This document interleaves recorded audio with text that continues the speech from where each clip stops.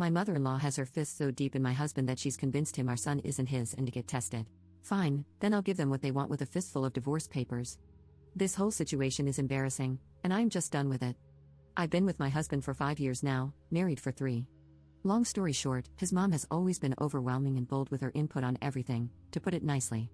I genuinely think it's not fair to be mad at your partner for something he didn't do himself. He can't control what his mom does or says. But what's also not fair is him not addressing it when I am clearly uncomfortable or upset, and instead just talking me into brushing it off or going with it. I never have, nor would I ever, have a back and forth with my mother-in-law. It's just not worth barking at each other. I always brush it off if it's a snarky comment, or if it's a better way to do something in her opinion. I'll just tell her thanks for the suggestion, but we are fine. It's actually true, the saying when you marry someone, you marry their family. I think the way to handle it is that each spouse should keep his side of the family in line, for lack of a better way to say it. I deal with my parents and their shenanigans, and I expected him to do the same. But he never did. Instead, he always asks me to give her some grace. Well, it's hard when that person is insulting you. For a while now, she has been making comments about how my son doesn't look like my husband when he was a toddler, basically accusing me of sleeping around. This, rightfully so, upset me. Sorry, my genes are strong? What am I supposed to tell you? I was short with my husband because he didn't address how out of pocket and disrespectful this whole thing is. It has been a week since my husband, well, soon-to-be ex-husband, told me that he would be doing a paternity DNA test, not because he thinks our son isn't his, but to shut his mom up. Yes, exactly what you read.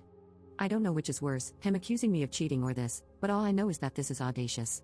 I didn't cheat, and I am not concerned one bit about the test results. I wasn't going to stop him from taking a DNA test or whatever, but I just know I don't want to deal with this any longer. I'm looking for an apartment, and I talked to a lawyer the day after he brought up the DNA test. We'll be getting the results in 2 days. I almost can't wait. He will also be getting divorce papers with those results, which I know for a fact he won't see it coming. I tried my best to make this whole thing work and to manage my relationship with my mother-in-law as gracefully as possible.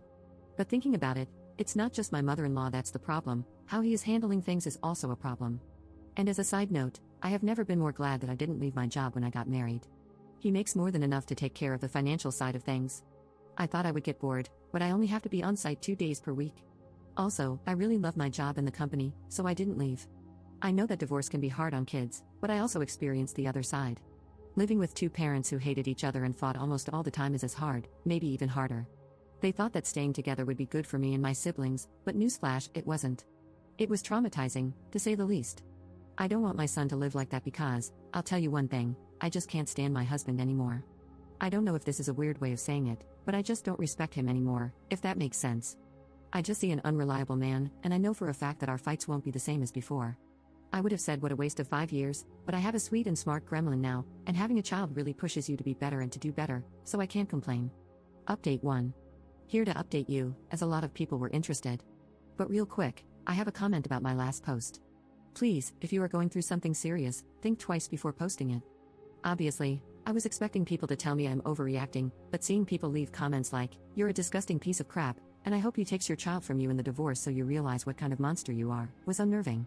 As for the update, the day he was supposed to receive the results, I called my father-in-law and invited them to come over that evening. My husband was working when he got the results. He sent them to me and told me he would talk to his mother to finally put this to rest. I informed him that I had already invited them for that evening and that I was just waiting for my apology before I left. I asked that he come home so we could talk before they came over. He called, and I basically told him that this is not working for me anymore. I've already talked to an attorney, filed for divorce, and it might be more expensive than a paternity test, but it would be more effective in making his mother happy.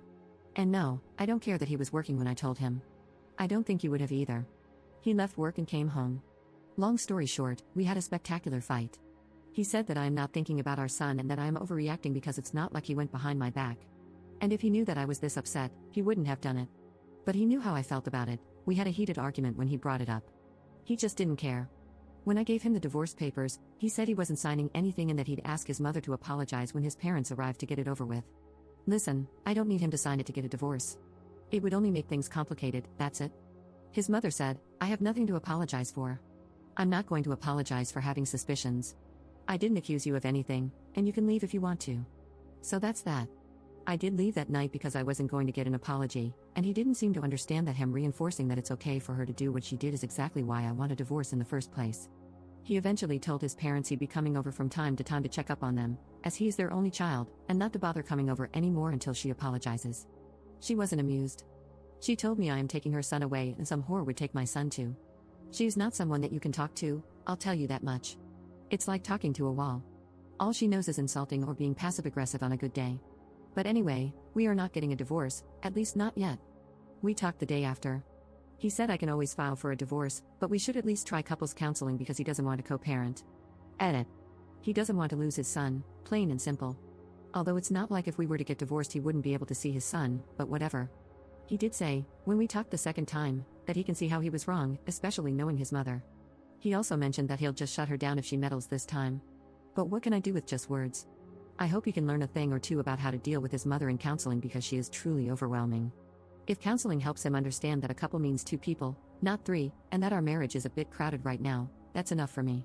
People saying that I'm overreacting in my last post made me ask myself, do I actually want a divorce, or am I just mad? I wanted the divorce at the time, it seemed like the only solution.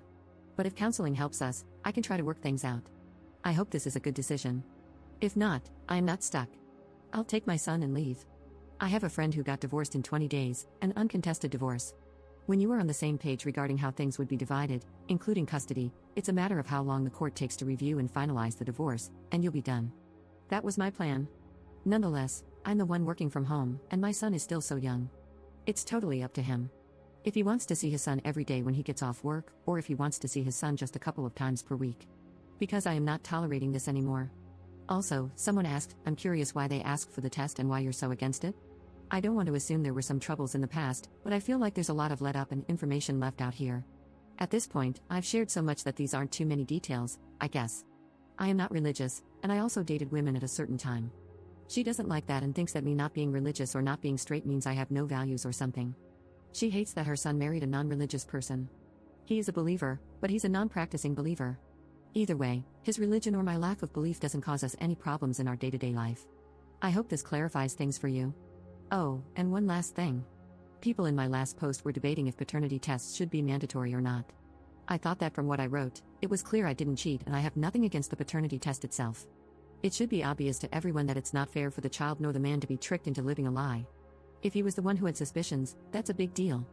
We would have talked about why he thinks that, taken the paternity test for his peace of mind, and made sure we can trust each other, then moved on, all without anyone interfering, let alone requesting the paternity test.